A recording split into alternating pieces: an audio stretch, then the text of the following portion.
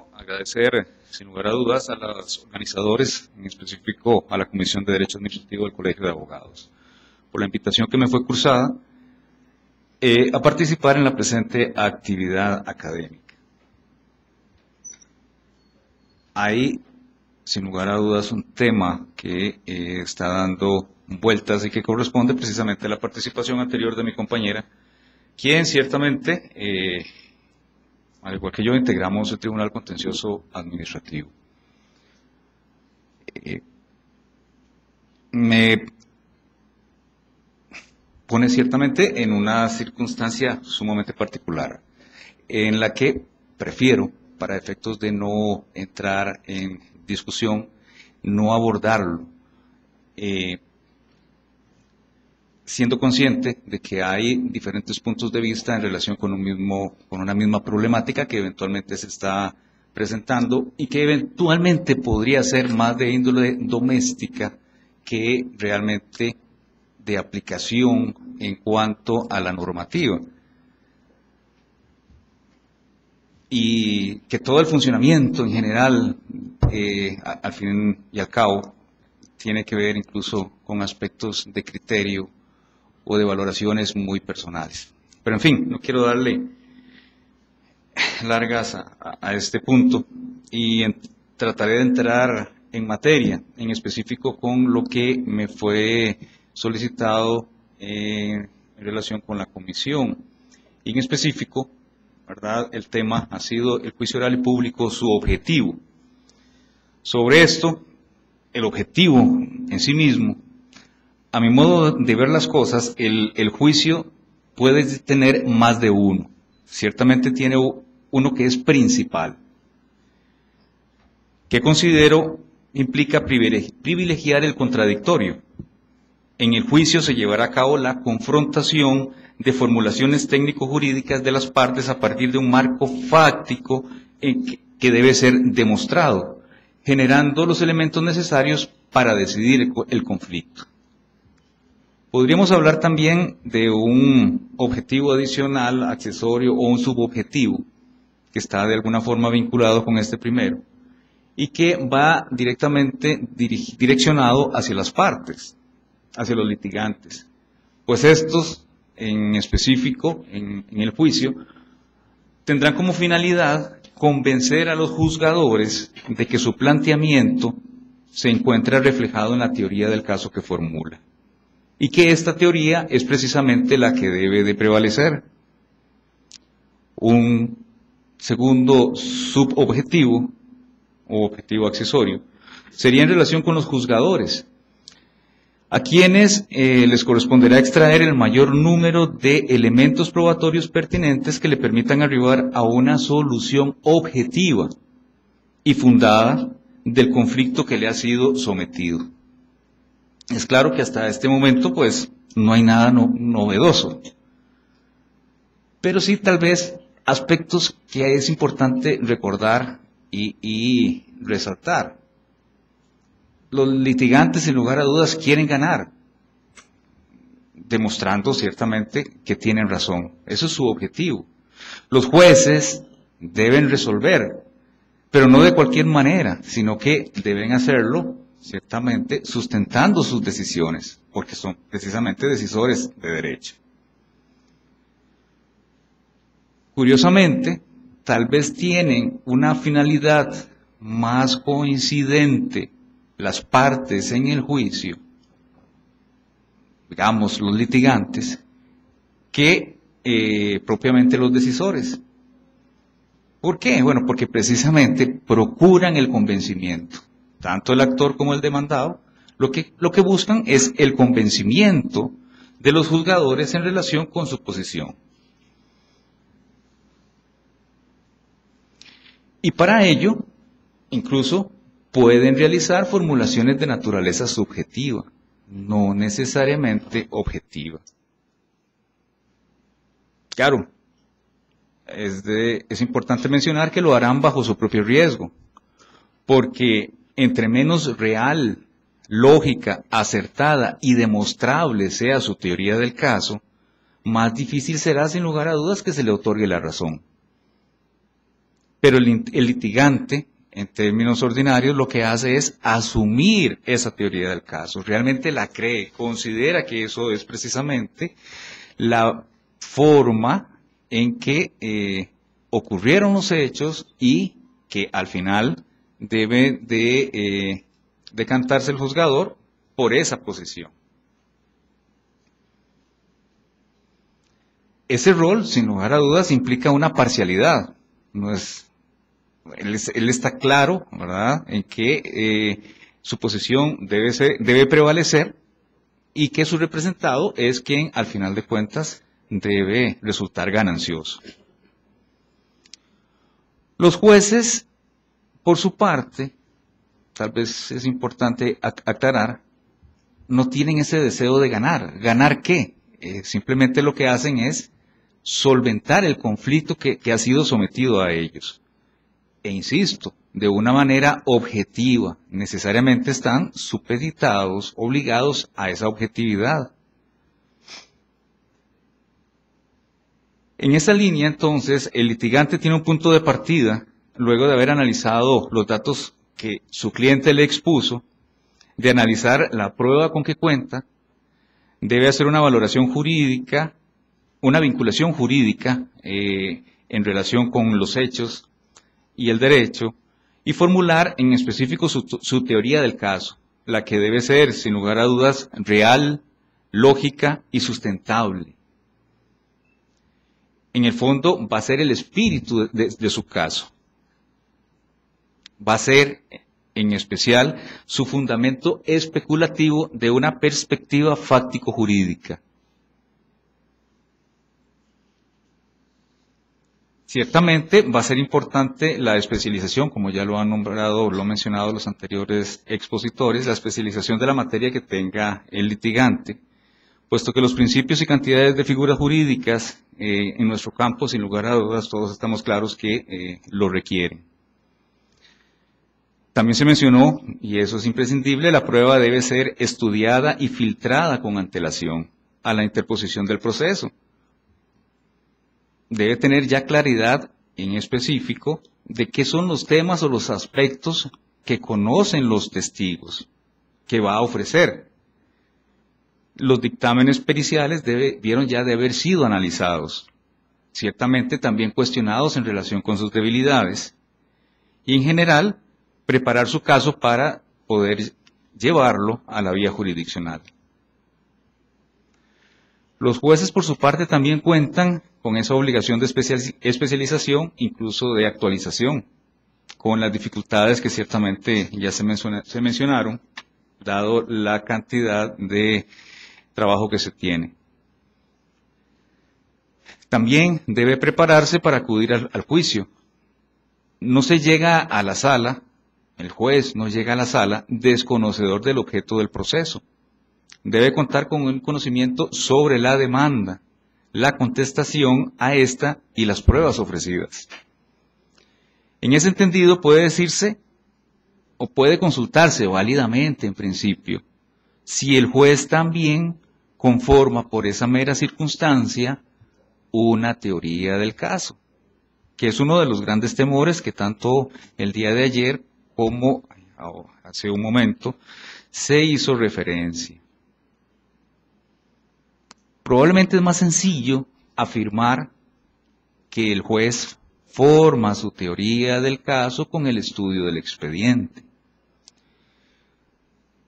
Pero es una situación curiosa, o sea, el juez no está para formular teorías del caso, no está para proyectarse en esa formulación de cómo pudo haber ocurrido. En realidad lo que el juez tiene que hacer es formular una sentencia, resolver en específico el conflicto que está siendo sometido a su consideración. No podemos hablar, y es un aspecto que también se ha cuestionado, pero ahora veo, al menos con la participación de don Roberto, se cuestiona también el hecho, ayer se cuestionó el hecho de que no se estudiara el expediente, y hoy vemos que se cuestiona el hecho de que se estudiara el expediente. Ya entramos aquí en un tema, que era lo que les mencionaba, simplemente es una cuestión de cómo vemos las cosas. Unos los ven de una forma, otros de otra. En todo se da. Si no estudiamos el expediente, al final de cuentas tenemos un grave problema. Llegamos a una sala de juicio sin saber a qué vamos, qué es lo que van a ofrecer, incluso ante las eventuales circunstancias de solicitar una prueba para mejor resolver, de previo para efectos de que el señalamiento no quede de lado, sino aprovecharlo. Resulta que no podemos hacerlo porque no sabemos a qué vamos. Ese es un problema importante que nosotros ciertamente lo suplimos con el estudio del expediente previamente.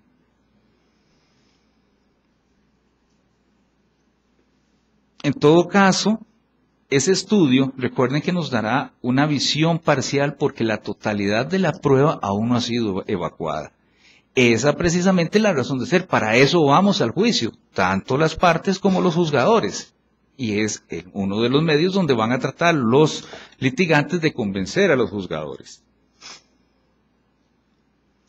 Ese estudio no le va a significar de forma alguna una eliminación del deber de imparcialidad. Porque no es eso, la imparcialidad no implica tener conocimiento o no del caso, o de alguna forma tener una decisión o un proyecto de decisión en relación con el asunto que va a conocer. La imparcialidad se mantiene con el estudio del expediente. Lo que se elimina ciertamente es el desconocimiento de a qué es lo que va. No entra en ninguna situación grave, en ninguna afectación.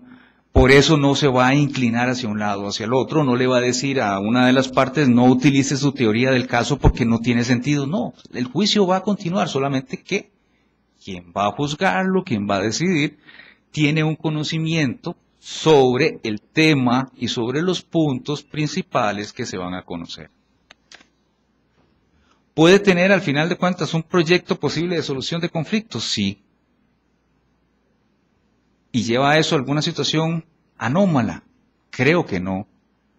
Incluso, ¿cómo leer un expediente sin automáticamente el juzgador hacerse una idea de cómo se puede llegar a resolver el asunto si precisamente los años que se llevan, incluso de alguna manera el entrenamiento que hacía referencia don Roberto, es específicamente para eso? El juez está entrenado para ver el asunto y resolverlo. Automáticamente, cuando se va leyendo, se va analizando cuáles son las pretensiones y cuál es el sustento de ellas y, al final de leerlo, automáticamente se tiene un proyecto. Parcial, insisto. ¿Por qué? Bueno, porque no tenemos toda la prueba. Bien. Cuando ya estamos en la sala, resulta que nos topamos, cuando entra el tribunal, unos litigantes que están ansiosos, ¿verdad?, por demostrarle al tribunal que precisamente su teoría del caso, su posición es la adecuada, que le deben dar la razón. Iniciamos con las presentaciones personales. Según el estilo de cada quien, incluso se hace referencia eventualmente a las pretensiones formuladas, a las defensas planteadas. Se hace también referencia a la prueba a evacuar. Diferente, ayer se hablaba en relación a la totalidad de la prueba, hacer una mención a esta. Ya tenemos, recordemos, de alguna forma, un acta que contiene esa información, pero lo más importante, el acta es básicamente para las personas que no estuvieron en el proceso. Pero para aquellos quienes estuvieron y al final de cuentas propusieron la prueba, que más conciencia de ello, de que es la prueba que va a final de cuentas a manejarse en el proceso y que se va a tener disposición de ella. Entonces, lo que se hace referencia ordinariamente es a la prueba que se va a evacuar. Se procede a la fase de saneamiento y ya realizado esto, se acude o se continúa con el alegato de apertura. Hasta ese momento del proceso o del juicio, perdón, muy probablemente, salvo que se hubiera incorporado prueba para mejor resolver por parte del tribunal dentro de la fase de saneamiento, pero muy probablemente, si esto no ocurrió, todavía la obligación que imponen los artículos 82, 85 y 93 del Código Procesal Contencioso Administrativo aún no ha sido ejercida por los jueces de juicio. ¿De qué estamos hablando? ¿De qué obligación estamos hablando? De un concepto que a la mayoría ciertamente les genera cierto grado de presión, de susto, de incomodidad, y es en particular el término verdad real. Lo cual resulta curioso porque de alguna manera se han dado muchas discusiones, como bien se hizo referencia, pero al final de cuentas no es un término novedoso en nuestra legislación. Resulta que desde 1978 tenemos, ¿verdad?, una ley que también hace referencia a ella, por la Ley General de la Administración Pública. Tenemos un numeral 214.2, otro 297.1 y 321.1 que hacen referencia a esto. Probablemente en circunstancias un poco diferentes, pero al final de cuentas está ahí, no es algo novedoso, no hay por qué temer. Y si al final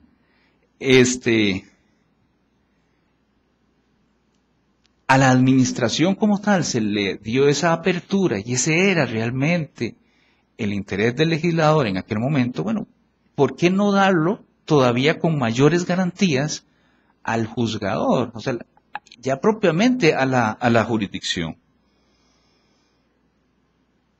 En fin, no es un asunto novedoso, pero que sí ha traído mucha roncha porque al momento de cambiar los parámetros que estaban establecidos, resulta que se le da mucha trascendencia, incluso de alguna forma hay temor en relación con esto.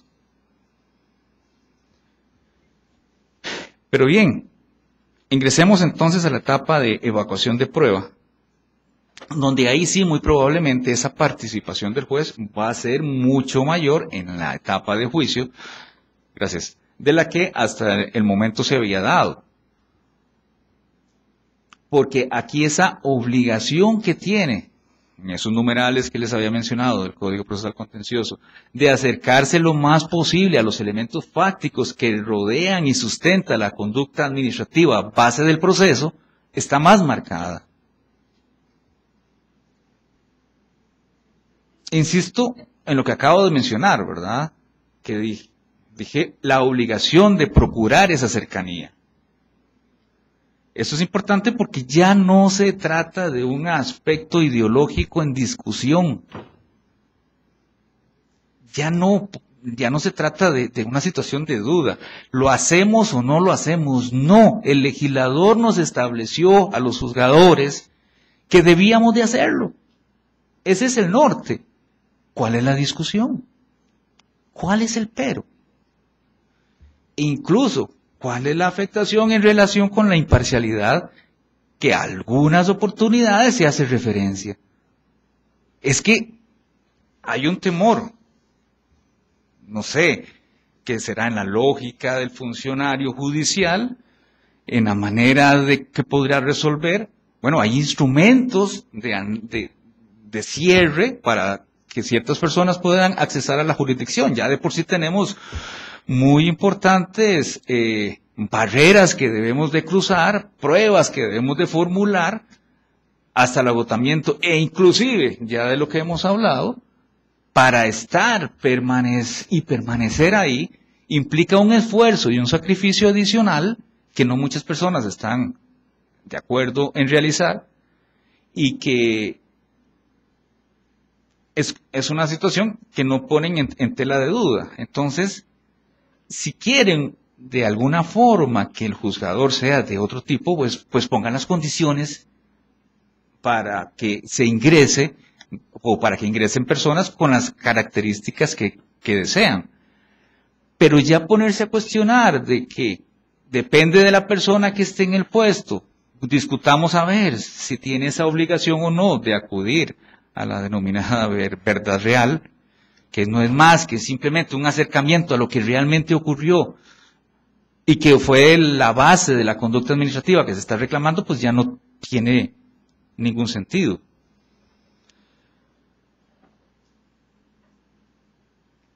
¿Puede participar el juez? Lo hago como pregunta. Y la respuesta ya de alguna forma lo he adelantado. Debe participar el juez. Tiene que hacerlo. Si tiene duda, esa duda debe ser evacuada en el juicio. Es ahí donde se evacúa. ¿A dónde más lo va a hacer? ¿O debe ir a resolver con la duda? ¿No es más riesgoso, al final de cuentas, tener una decisión de un equipo de juzgadores sustentada en dudas, que esas dudas más bien sean planteadas y sean resueltas ahí mismo en el juicio? Sino para qué existe juicio, no era para eso. Entonces, ¿por qué va, al final de cuentas, el juzgador a limitarse en ese manejo? Podría haber una situación, digamos, natural. O sea, si no tengo dudas, ¿para qué voy a preguntar? Cierto, no hay ningún sentido. Al final de cuentas, si había que desvirtuar alguna circunstancia, pues la contraparte está ahí y a ella es la que le toca. Lo que pasa es que si esa situación del testigo, si esas manifestaciones generaron alguna duda, ahí sí necesariamente, me parece, debe participar el juzgador. No puede quedarse con la duda. Otro elemento en relación con esto, y eso tiene que ver más que todo con los proponentes de la prueba, tienen que observar necesariamente, tienen que haber detectado qué son los elementos que conocen, y no sentarlo, preguntarle lo que doña Ileana Arce nos mencionaba, ir a pescar, y resulta que al final de cuentas la información no le servía, y su teoría del caso es la que termina por verse afectada. La pertinencia también es muy importante en relación con la prueba testimonial. ¿Por qué la pertinencia? Bueno, dependerá de qué es el asunto que se está discutiendo. El ejemplo de siempre, que es que nos pasa sumamente, o sea, de manera muy, muy seguida, muy continua. Un problema de traslape y ofrecen testigos. ¿Qué les parece? O bien, en el mismo tema del traslape, reconocimiento judicial. Ahora resulta que tenemos, no sé, un GPS incorporado y además de eso tenemos el registro y todos los elementos que nos da, ¿verdad?, en la mente, y podemos llegar a determinar así, es que el inmueble número X se traslapa con el inmueble número Y, y entonces por ese medio vamos, por el reconocimiento, a solventar el problema. Y resulta que es una prueba ofrecida y el juez de trámite lo pusieron contra la pared y al final de cuentas tuvo que admitirlo. Y entonces nosotros terminamos por ir, ¿y de qué sirvió esa prueba? De nada, porque ese no es el mecanismo. Y si sabemos que ese es el mecanismo y ya estudiamos el expediente sin afectación a la imparcialidad, y ya estudiamos el expediente, ¿no será conveniente desde antes entonces pedir la prueba que realmente puede sustentar el punto que está en discusión? ¿Cuál será? La pericial. Hijo, la pericial. Esa, sin más ni más, es la que podrá llegar a determinar si realmente había un traslape o no. Entonces, ¿hace mal el juez en pedir prueba para mejor resolver en ese aspecto? ¿O lo que está procurando es tener y contar con los elementos suficientes para poder resolver? ¿No es esa la obligación? Precisamente. ¿Y resolver de qué manera? Lo dije antes, objetivamente. Ya la posición subjetiva, ¿verdad?, la pueden tener los litigantes con su teoría del caso. Pero nosotros no podemos quedarnos en eso, tenemos que ir realmente más allá y buscar el fondo, buscar el apoyo, buscar el sustento. Y si no nos lo dan, porque perdonen, eso es una situación un poquito desagradable, pero a veces llegan a las salas, bueno, ni siquiera pensemos en las salas, las mismas demandas las plantean y a veces no tienen mucha razón de ser. Prueba, tal vez hay unos. Entonces, esas situaciones también nos obligan a nosotros a participar más, porque la ley orgánica del Poder Judicial nos impone la obligación, ¿verdad? No es si queremos, no, es la obligación de resolver el asunto, de solventar el conflicto. ¿Y cómo lo vamos a hacer si no nos dan el material para hacerlo? Llegan, piden, reclaman y ¿sobre qué me baso? ¿O sobre qué nos basamos para poder resolver? Pobrecito, es que en su declaración se veía el dolor.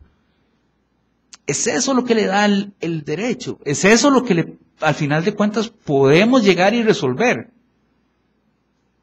O la sala cuando llegue el asunto nos va a dar una fuerte regañadita, por decirlo de alguna manera sencilla. Hay un tema que me da mucha vuelta, que es en relación con los testigos. Y ordinariamente las partes dicen, mire, pero esa pregunta, objeto, porque esa pregunta resulta que se refiere a un tema sobre el cual el testigo no fue propuesto.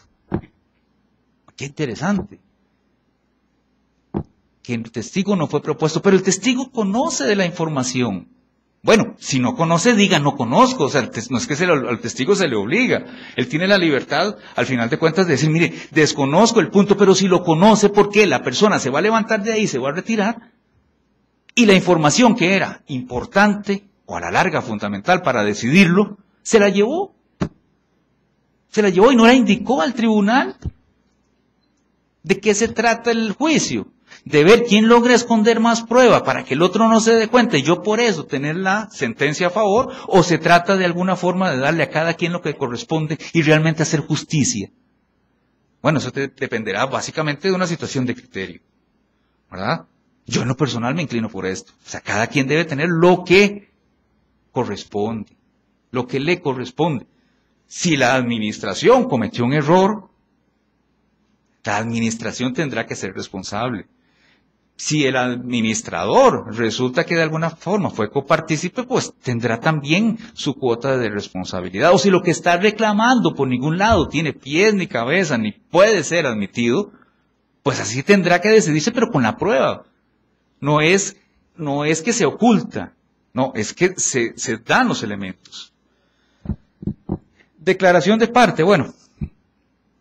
Los abogados tienden a ofrecerla por circunstancias, digamos, no adecuadas.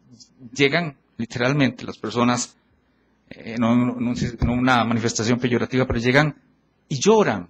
Claro, ellos son los que están enfrentando el problema y ellos hacen el análisis, ¿verdad?, de lo que era su derecho. En todo caso, en este país hay titulados como 23,000, pero todos los demás también son abogados, ¿verdad? Al menos en forma empírica, todo el mundo sabe de leyes. Entonces todos valoran y vienen a explicarle al juez cómo resolver, porque es su caso, ¿verdad? Entonces el abogado lo sentó ahí para que dijera, y eso, pucha, qué bonito, ¿verdad? Se desahogó.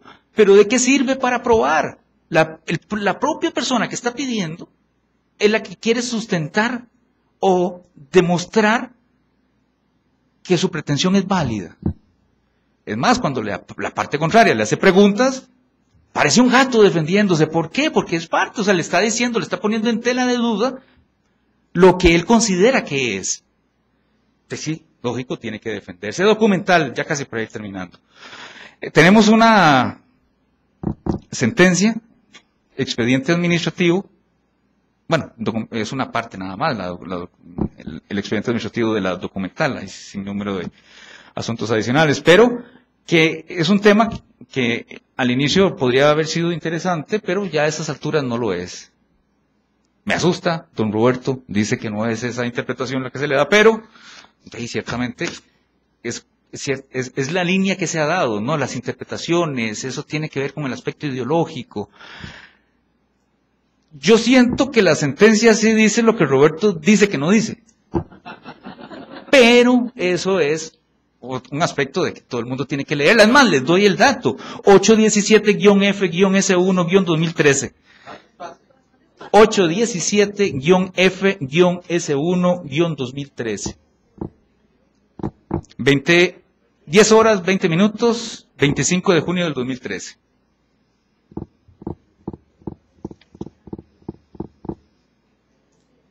No hay mucho que hablar ahí. Pero léanla en todo caso. Y sí, claro, por supuesto, dependiendo de la ideología que se tenga, es claro que uno podría hacerle punta y irse por otro lado. Yo me voy por el correcto, pero en fin, no importa, con independencia de eso, lo cierto es que el mismo artículo, el mismo código procesal, si no me equivoco, es el 82, indica que el expediente administrativo es fundamental. ¿Cómo no? Si ahí están todas las actividades que ha desempeñado la administración y sobre la cual se va a discutir. Denegada.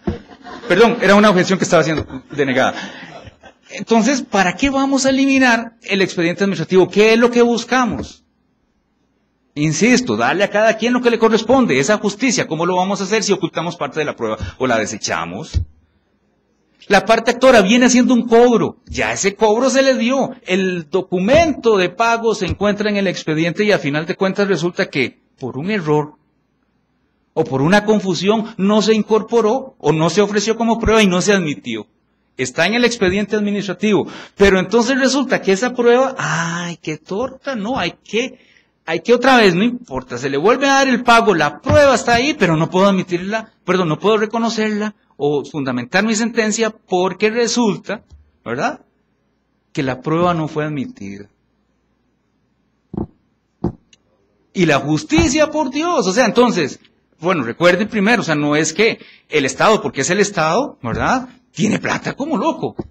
O sea, estamos en un problema. O sea, a cada quien se le da lo que le corresponde. Si metió los escarpines, como dicen, entonces se le indemnizará. Pero si no, no, ¿para qué? Un doble pago, un enriquecimiento sin causa. Ahí está el documento. ¿Por qué lo voy a dejar de lado? ¿Cómo lo voy a despreciar?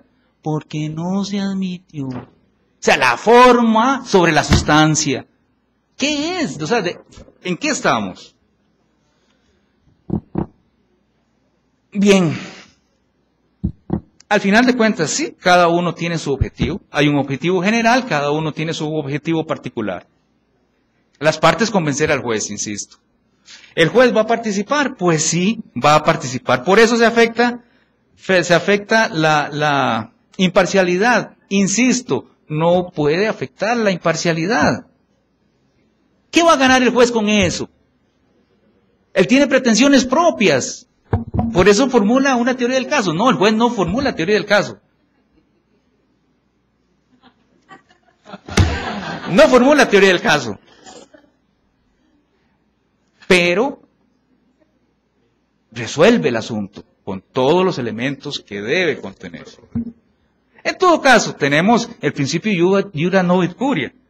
Vea qué apertura nos da en todo caso. Si la parte se fue por un lado que no correspondía, el juez está obligado a resolver tal y como corresponde. Ah, pero en la prueba y en las cuestiones en los hechos no. ¿Por qué? Simplemente por formalidad sería. Bueno. Podemos ir terminando, ¿verdad? Sería bueno. Dicen algunos ahí que hay partido. Mentira, don Oscar, no he dicho eso. Me estás esperando. No. ¿Se elimina su objetividad por pedir esa información? No. ¿Va a ganar algo? No. ¿Sabe el juez? Dicen, claro, está pidiendo prueba. Ese juez está inclinado. Por Dios, ¿sabe el juez qué es el resultado de la prueba que está pidiendo? Si pide una certificación, ¿sabe qué es lo que va a venir?